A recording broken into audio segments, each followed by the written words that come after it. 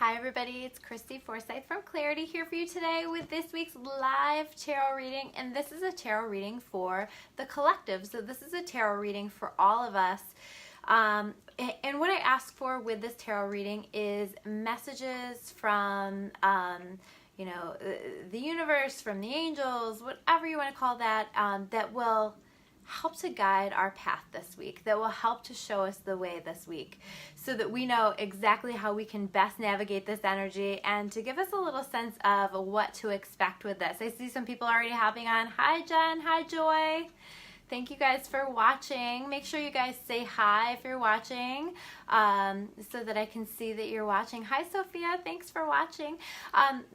Yeah, we're going to pull some cards, and I feel compelled. I don't know, I've been, one of my favorite things to talk about is the magic that exists in this world. And I don't know, I've been feeling compelled to share more of my stories because I've been feeling more connected again with the magic, and I've been just watching stuff line up for me left and right. And it's because I've been remembering more lately to just ask for help. You know, I do it all the time, but I've really been bumping it up. Hi Rob. And really been asking for help from my guides, from the angels in so many ways. And I think that it's so important that we ask for help, whether you're asking God, whether you're asking the angels, but that you're putting that energy out there that you're asking for help with things. Because the thing is that if we don't ask for help, the angels can't help us. So one of the messages that I'm delivering to people over and over and over again when they come in to see me is that you're not asking your angels for help, that you're not utilizing that. And I always see them as just an extension of God. So they are here to help us. You have your very own angels that are here to help you, that are here to assist with everything. And I always like to remind people the angels help us in the ways that we need, not always in the way that we want. So people will come back to me and say, well, you know, the angels didn't help me with that. And I think a lot of times we can look back later and recognize exactly how the angels did help us. But maybe we didn't have the full picture, or we didn't understand quite well before how they were helping us, or what they gave to us was for our highest and best good. But they're always going to help us in our highest and best good. So I just felt really connected with the angels this weekend. Hi JT. And I'll share my tire story in case you missed my post from this morning. So I drove to visit my brother in Philly this weekend and was driving in the dark, driving in the rain, and I'm already not like fantastic at driving, and then to drive in the dark in the rain, I have a hard time seeing at night, and I have a hard time driving, especially if I don't know where I'm going. And so I just almost immediately put the angels on it, and I just said, help us, because something didn't feel good, something didn't feel right, and I was feeling really nervous, and I said, please help me with this, please help us to get there safely, please help. And what I noticed is the entire way that we were moving, license plates, signs, all over the place, I was getting angel numbers. And if you're not familiar with angel numbers, it's usually repeating numbers, and they all kind of tend to mean different things, but what they all mean is that the angels are here with you, that the angels are helping. So I was able to relax a little bit and feel like I was going to get through the drive safely and okay. And we got where we were going, and the next morning I woke up and came out to my car and noticed I had a flat tire. So I really feel like I was so protected, and thank God that didn't happen when I was driving, or when I was in the middle of this drive to Philly where it was dark and rainy and I wouldn't have had somebody to come help me. So I was so thankful for that. And then we had a busy day planned to be in the city that day, so we didn't have time to get to it. And I did what I think a lot of us do when we have something like that come up. I started to worry about it. I started to think, well, you know, I don't know how much this is going to cost, and how am I going to get this taken care of, and is it going to be okay? And almost immediately I looked up and I saw a sign right there downtown Philly that said angels on it. And then it was about 3 steps later, I look over and there's this window pane, and in big red letters, the words on the window pane were, "We've got your tires." And it was just so powerful, and I was really able to relax and enjoy the rest of the day because I knew at that point it was going to be okay.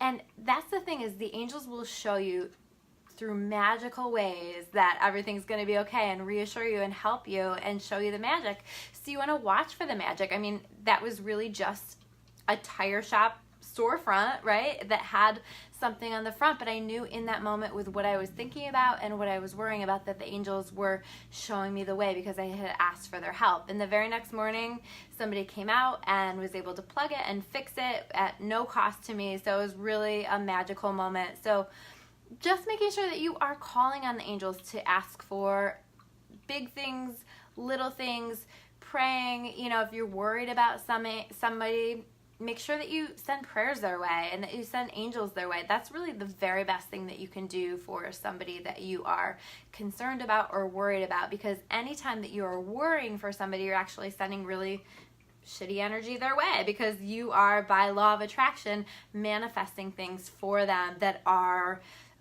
fear-based and negative. So we want to make sure instead, if we can catch ourselves, instead of worrying, really send them positive energy and send them angels and send them prayers and intentions for where, you know, we hope that things will go for them. So I kind of got off on a tangent. I know I'm not reading my tarot cards, but I wanted to just share that with you because I feel like so many times we step away from the magic, and I think that my story is really magical, but it's really not anything special. I hear stories every single day from people who are having really similar experiences. So you just have to ask, and then you have to watch for the magic. So I hope that you guys will make the commitment to do more of that this week.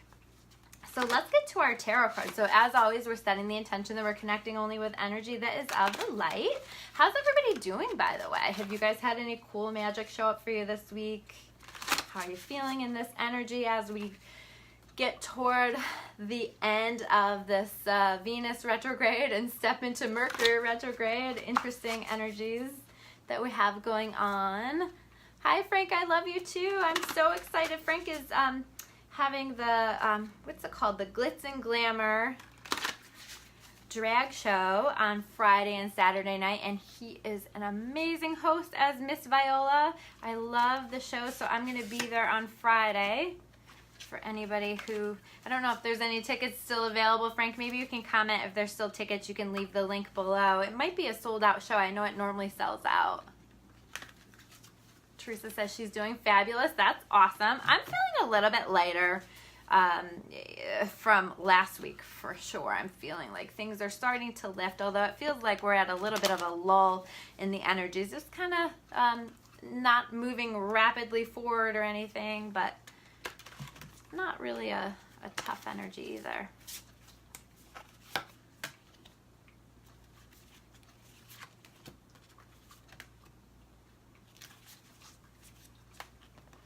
Okay.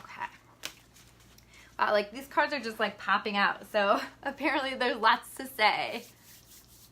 All right. So the very first card that I pulled is the Justice card reversed. Okay. So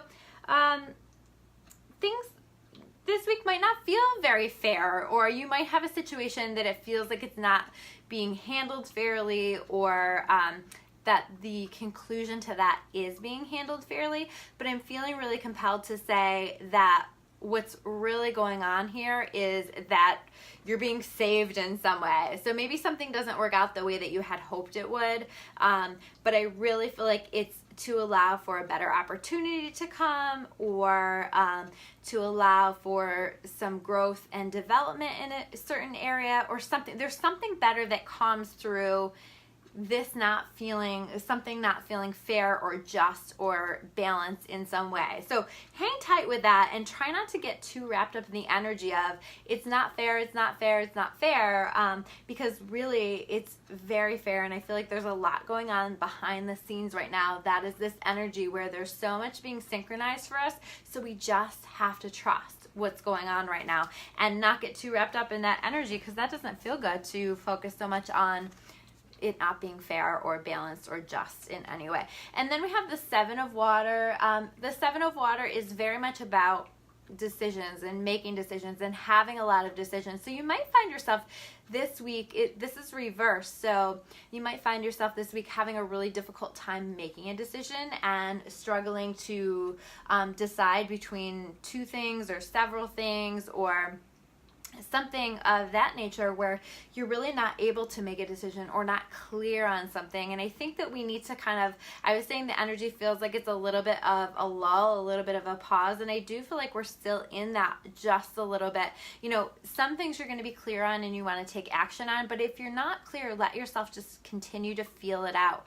I really feel like we're overthinking a lot right now, and when we're trying to make decisions, you want to feel it out and not make decisions with your mind so much. So you want to just like what feels best, what feels right, and even just like tuning into your body, you know, thinking about if there's two options, saying out loud the first option and just kind of checking in with your body and noticing the sensations that your body shows to you, and then doing that with the other option as well, because your body is your greatest intuitive tool, and it will help to show you through some type of a sensation whether or not the decision is in alignment with your soul. So the more that you can plug into the body and listen to the body, it's going to give you a really good sense of maybe what direction you should be leaning towards. And again, ask your angels to help. Ask for signs and synchronicities to show you the way. But this is reversed, so we might need to kind of take a little bit of time, relax a little bit, and